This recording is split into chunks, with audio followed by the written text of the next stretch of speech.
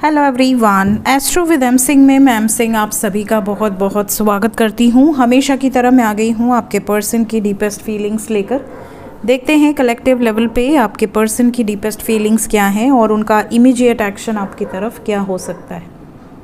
तो शुरू करते हैं गाइज आज की रीडिंग लेके प्रभु का नाम। हर हर महादेव, जय हो शिव शक्ति, जय हो राधे कृष्णा, जय हो मेरे भाई। सबसे पहले अपने पर्सन को याद कर लीजिए, उनका नाम ले लीजिए ताकि उनकी वर्तमान भावनाएं आप तक पहुंच सकें और आपसे रेजोनेट कर सकें। कलेक्टिव रीडिंग है गाइस, जनरल रीडिंग है। जो बातें, जो सिचुएशन आपसे रेजोनेट करे उसे रखिएगा, जो रेजोनेट ना करे उसे जाने दीजिएगा, वो किसी और के लिए हो सकती है। अपने बारे में पर्सनली जानना हो तो वीडियो के अबाउट में और डिस्क्रिप्शन में नंबर्स होते हैं, आप अपॉइंटमेंट बुक कर सकते हैं। शुरू करते हैं आज की रीडिंग। जय Shiv Shakti. Deepest feelings angels अभी इस वक्त आपको लेकर आपके पर्सन की डीपेस्ट फीलिंग्स क्या हैं।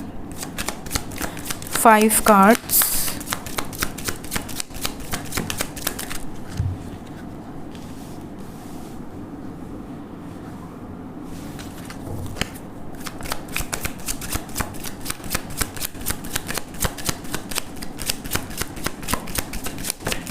Okay, bottom of the deck है प्लेफुलनेस।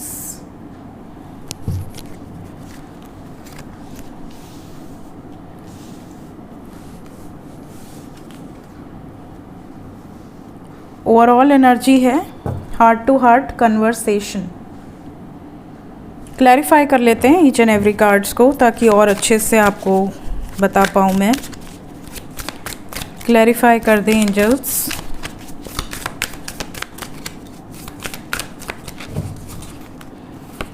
रिलीजियस फैक्टर्स को क्लैरिफाई किया है 9 ऑफ अर्थ ने। चिल्ड्रन को क्लैरिफाई किया है एम्प्रेस ने।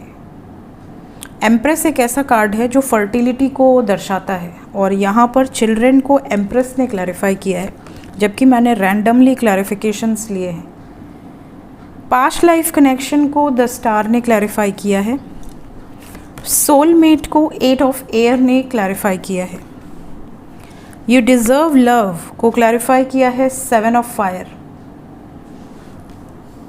And bottom of the deck है प्लेफुलनेस, जिसको फूल ने क्लैरिफाई किया है। मतलब क्लैरिफिकेशंस कितने रेजोनेट कर रहे हैं आप देख सकते हैं।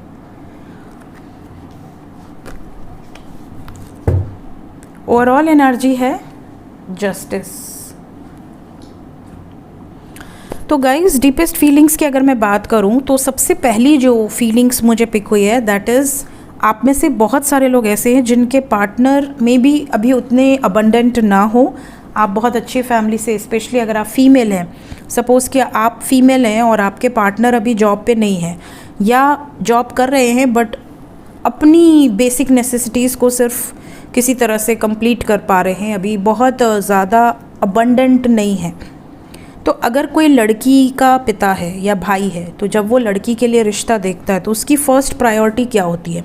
आप सबके घर में लड़कियां होंगी, बहनें होंगी, मौसी होंगी, बुआ होंगी, जिनके रिश्ते के लिए लोग देख रहे होंगे। तो आप घर में जो माहौल होता है वो क्या होता है, बैकअप कितना तगड़ा है। ज़्यादातर लोग यही देखते हैं कि पहली क्वालिटी तो लड़का कैसा है बाय नेचर, क्या नेचर अच्छा है। दूसरी क्वालिटी ये देखी जाती है, जो बड़े होते हैं, जो बुज़ुर्ग होते हैं, वो प्रॉपर्टी देखते हैं कि मतलब आज के टाइम में प्राइवेट जॉब है, कुछ है, अगर कल को वो जॉब नहीं रही तो क्या वो सस्टेन कर पाएगा। समझ रहे हैं। तो बहुत लोगों के घर में बैकअप देखा जाता है कि ज़मीन जायदाद कितनी है, प्रॉपर्टी कितना है, बैकअप क्या है। पहले के टाइम में तो बैकअप देखकर ही शादी हो जाती थी, भले लड़का कुछ ना कर रहा हो। समझ रहे हैं। अगर अच्छे खासे ज़मींदार हैं तो लोग कहते थे कि भैया प्रॉपर्टी है, बैकअप है, हमारी बेटी सुरक्षित रहेगी। ठीक है, कल को नौकरी रहे ना रहे, नौकरी में भले वो कितनी भी बड़ी पोजीशन पे हो, वो पुराने ज़माने के लोगों के लिए मैटर नहीं करता था, मैटर करती थी बैकअप।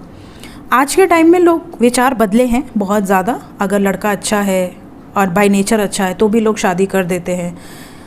लेकिन कई जगहों पर रिलीजियस फैक्टर्स में यहाँ पर कास्ट, कल्चर, ट्रेडिशंस और स्टैंडर्ड, ये चीज़ें बहुत ज़्यादा देखी जाती हैं। तो आपके पार्टनर की डीपेस्ट फीलिंग्स में ये चीज़ें हैं कि मुझे इंडिपेंडेंट होना होगा, मुझे इंडिपेंडेंट होना होगा अगर मुझे इस रिलेशनशिप में सस्टेन करना है। अदरवाइज़ कहीं ऐसा ना हो कि मैं कल को अपनी गर्लफ्रेंड के डैडी से मिलने गया तो वो मुझे रिजेक्ट कर दें, ये कह के कि भाई तुम मेरी लड़की को रखोगे कहाँ, कैसे रखोगे, तुम्हारा खुद का क्या, अपने बेसिस पे क्या तुमने घर बनाया है, या तुम पिता के ही घर में अभी रह रहे हो। तो ये सवाल पूछ दिया तो मैं क्या कहूँगा, है ना। तो कहीं ना कहीं ये प्रॉब्लम है। अगर आपकी पार्टनर लड़की है, ठीक है, तो उसको ये टेंशन है कि मेरा जो पार्टनर है वो इंडिपेंडेंट हो जाए तो मैं अपनी फैमिली से मिलवा दूँ, चाहे कास्ट अलग हो, कल्चर अलग हो, मैं कोशिश करूँगी उन्हें कन्विंस करने की। इंडिपेंडेंटली भी अगर मेरा जो पार्टनर है वो रेडी है तो मैं अपनी फैमिली के अगेंस्ट जाकर भी कुछ डिसीजंस ले सकती हूँ, अगर मुझे लगता है कि मेरा पर्सन मेरे लिए डेडिकेटेड है। ये भी उनके अंदर, मतलब कोई भी महिला एक सिक्योरिटी चाहती है कि हाँ मैं जिसके साथ आगे बढ़ूँ वो बंदा मुझे इतना सिक्योरिटी दे, क्योंकि पेरेंट्स तो आज नहीं कल उसको कहीं ना कहीं तो भेजेंगे ही, बट अपनी मर्ज़ी से अगर मैं शादी करती हूँ तो मुझे एक सिक्योरिटी मिले। ये नहीं कि बाद में ना घर का ना घाट का ये वाली सिचुएशन हो जाएगी, बाद में पेरेंट्स कहें कि बड़े शौक से गई थी अब हमसे कोई मतलब नहीं है। तो ऐसी सिचुएशन हुई तो मैं क्या करूँगी। तो कहीं ना कहीं सिक्योरिटी इशू बहुत ज़्यादा यहाँ पे डीपेस्ट फीलिंग्स में नज़र आई है। सेकेंडली, बहुत सारे लोग का एक्स्ट्रा मैरिटल हो सकता है, बिकॉज़ यहाँ पर ऐसा है कि अगर आपके जो पार्टनर हैं वो, इनके मन में ये भावना है कि मैं तो बहुत प्यार करता हूँ या करती हूँ, बट मेरे बच्चों का क्या होगा। एक्स्ट्रा मैरिटल हो गया, प्यार तो ब्लाइंड होता है, अनकंडीशनल लव, यहाँ पर कंडीशंस या बाउंड्रीज़ नहीं होती। अब प्यार हो गया, अब उनको ऐसा लग रहा है कि यार हम तो मैरिड हैं और हम अपने स्पाउस से भले नाराज़ हैं, मे बी स्पाउस टॉक्सिक हो, मे बी स्पाउस डिसरिस्पेक्ट करता हो। देखिए, एक्स्ट्रा मैरिटल का रीज़न ही यही है।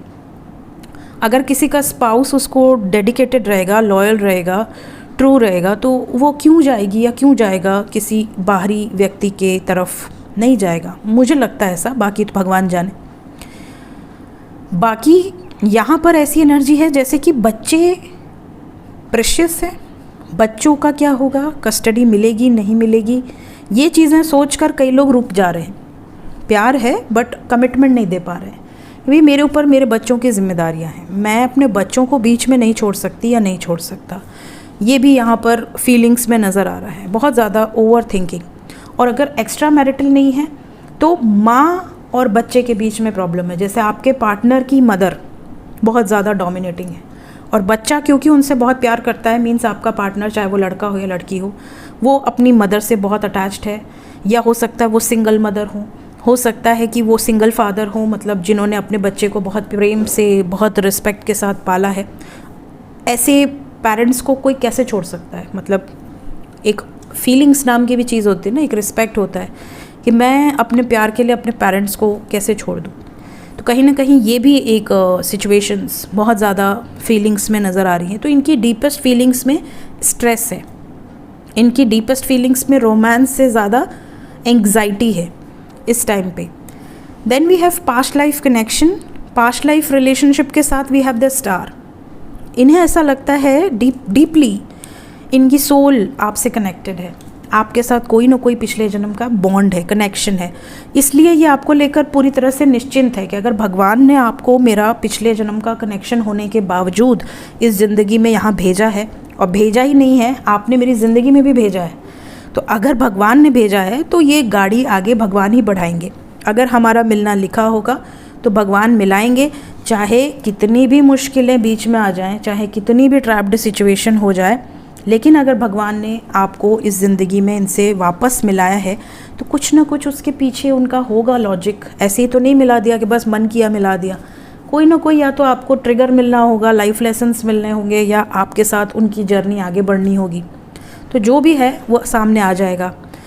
साथ ही साथ इनको आपके ऊपर बड़ा प्रेम है, बहुत ज़्यादा, ये आपकी रिस्पेक्ट करते हैं। इन्हें ऐसा लगता है कि आपको प्यार मिलना ही चाहिए, आप डिज़र्व करते हो। This is the reason 7 of fire यहाँ पर आया है। 7 of fire is the card जो कि स्टैंड लेने की एनर्जी है, ऑब्स्टिकल्स में साथ निभाने की एनर्जी है। क्योंकि आप प्यार डिज़र्व करते हो, ये आपका साथ निभाना चाहते हैं, ठीक है। एंड ये बिल्कुल बिंदास, केयर फ्री आपके लिए एक्शन लेना चाहते हैं, चाहे कोई भी फैक्टर्स हों, चाहे कोई भी रिस्पॉन्सिबिलिटीज़ हों, इनको कोई डर नहीं है। इन्हें पता है कि चीज़ें आज नहीं तो कल ठीक हो जाएंगी। तो अगर अभी कोई प्रॉब्लम्स हैं भी तो आने वाले समय में सिचुएशन इम्प्रूव होगी, ऐसा इनको विश्वास है। इसीलिए बॉटम ऑफ द डेक से हार्ट टू हार्ट कन्वर्सेशन है विद जस्टिस। इनको पता है कि दिल से दिल तक बातचीत जाएगी, जो इनके दिल में है वो आप भी समझ पाओगे, और आगे चल के न्याय होगा, जस्टिस होगा इस रिलेशनशिप में, समझ रहे हैं। सो ये डीपेस्ट फीलिंग्स है गाइस अभी इस वक्त। देखते हैं इमीडिएट एक्शन क्या हो सकता है। 36 आवर्स क्या करना है क्या नहीं करना है, डूज एंड डोंट्स, इस पे मैंने वीडियो ऑलरेडी पोस्ट कर दी है टैरो विद एम सिंह पे, तो अगर आपने नहीं देखी है आप देख सकते हैं। इमीडिएट एक्शन एंजल्स मेरे व्यूवर्स की तरफ क्या होने वाला है। सोलर प्लेक्सस ब्लॉकेज है गाइस, सोलर प्लेक्सस हील करिए वरना रिलेशनशिप हील नहीं होगा। 3-3 की वाइब्स है विद नंबर 1,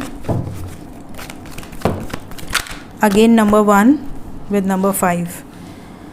24 घंटे के अंदर कुछ ब्लॉकेजेस यहाँ पर इफ़ेक्ट करेंगे, बाकी आपके पर्सन की तरफ से आपको लेकर कोई डाउट नहीं है। लविंग एनर्जी है, बैलेंस रहेगी सिचुएशन, कई लोगों को फ्रूटफुल रिजल्ट्स भी मिलेंगे। मदर गाया का मैसेज क्या है मेरे व्यूवर्स के लिए? यूनियन होगा गाइस, होप रखिए, क्लेम कर ले। मदर गाया का मैसेज है union, harmony with hope, claim this energy. Destiny में जो है वो मिलकर रहेगा, कोई आपसे छीन नहीं सकता। आपके पर्सन अगर अभी वापस नहीं आए हैं तो ज़रूर आएंगे, और यूनियंस भी होंगे। आपके पर्सन सिर्फ यूनियन ही नहीं, परमानेंट यूनियन करने की वाइब्स में है। स्टैंड योर ग्राउंड की एनर्जी है, आपके लिए स्टैंड लेंगे। समय लग सकता है बट स्टैंड लेंगे। फ़िलहाल 24 घंटे के अंदर कुछ लोगों का यूनियन नज़र आ रहा है। बाकी अगर किसी का ब्लॉकेज है तो हील करिए, अपने ब्लॉकेजेस को हील करिए। कैसे करना है इस चैनल की प्लेलिस्ट में, हील योर 7 चक्रास वाली प्लेलिस्ट में जाकर हील कर सकते हैं। देखते हैं एंजल्स क्या बताना चाहते हैं। रिस्पेक्ट पहला कार्ड आपके लिए, then we have ancestors, stability and moon. So पहला कार्ड यहाँ पर है रिस्पेक्ट। उन सब लोगों के रिस्पेक्ट करिए जो आपके लिए अच्छा मनाते हैं, जो आपका अच्छा चाहते हैं, जो आपके साथ हैं आपके मुश्किल घड़ी में, जो आपको मोटिवेट कर रहे हैं, जो आपको हिम्मत दे रहे हैं, जो आपका सपोर्ट कर रहे हैं। उन सब लोगों को याद रखिए, लाइफ लॉन्ग उनको ग्रैटिट्यूड शो कीजिए हमेशा, चाहे वो आपके मित्र हों, चाहे वो आपके कोई रिलेटिव हों, चाहे वो आप खुद हों, आपकी सोल, आपके ईष्ट, आपके एंसेस्टर्स, आपके गुरु, आपके गाइड, जहाँ से भी आपको कोई न कोई हेल्प मिल रही है, उन सब लोगों को रिस्पेक्ट पे कीजिए, ग्रैटिट्यूड शो कीजिए। ऑलवेज़ आपके ईष्ट को, आपके डिवाइन को, जिसको भी आप मानते हैं डिवाइन यूनिवर्स को, ग्रैटिट्यूड शो कीजिए। एंसेस्टर्स को हमेशा याद रखा कीजिए। एंसेस्टर्स की ब्लेसिंग सबसे पहले आपको लगती हैं। अगर रुष्ट होते हैं तो भगवान भी आपको नहीं बचा पाएंगे। अगर एंसेस्टर्स रुष्ट हो गए तो पितृदोष अगर किसी पर है तो कितना भी बड़ा भक्त हो, कितना भी बड़ा भक्त हो, अगर आपने पितरों को रुष्ट किया है तो भगवान भी आपका सपोर्ट नहीं करते हैं। भगवान कहते हैं कि जो अपने खून का नहीं हुआ, जो अपने खून की रिस्पेक्ट नहीं किया, वो मुझे क्या पूछेगा, है ना। कहते हैं ना कि जैसे आप कितने भी बड़े भक्त हो, लेकिन अगर आप अपने माता पिता को संतुष्ट नहीं रख पा रहे हैं, अपने माता पिता की ब्लेसिंग्स नहीं ले पा रहे हैं, तो वो भक्ति किसी काम की नहीं है। भगवान गणेश ने एक इंसिडेंट आपको याद होगा, जब कार्तिकेय जी और भगवान गणेश को कहा गया था कि परिक्रमा करके आए 3 बार, देखे कौन सबसे पहले पूरी दुनिया का परिक्रमा करता है। तो पूरे ब्रह्मांड का चक्कर मार के आ गए थे कार्तिकेय जी, लेकिन गणेश जी अपने माता पिता का चक्कर मार के बैठ गए। उन्होंने कहा मेरी दुनिया तो यहीं से शुरू यहीं ख़त्म, ठीक है।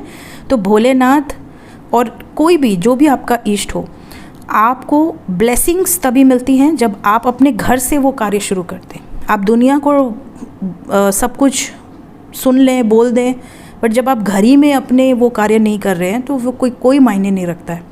तो घर से सबसे पहले शुरू होते हैं आपके एंसेस्टर्स, आपके पूर्वज।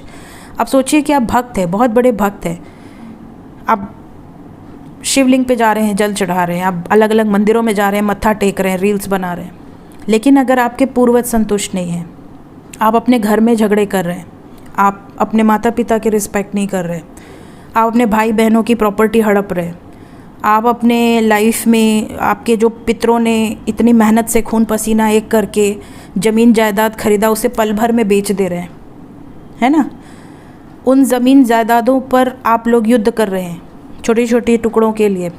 तो इनसे क्या होता है, पितर नाराज़ होते हैं। पितर कहते हैं यार न वो ज़मीन तुमको मिलेगी, न वो ज़मीन किसी और को मिलेगी, ज़मीन वहीं की वही है, मालिक बदलते रहते हैं, ज़मीन थोड़ी चली जाती है साथ में छाती पे रख के।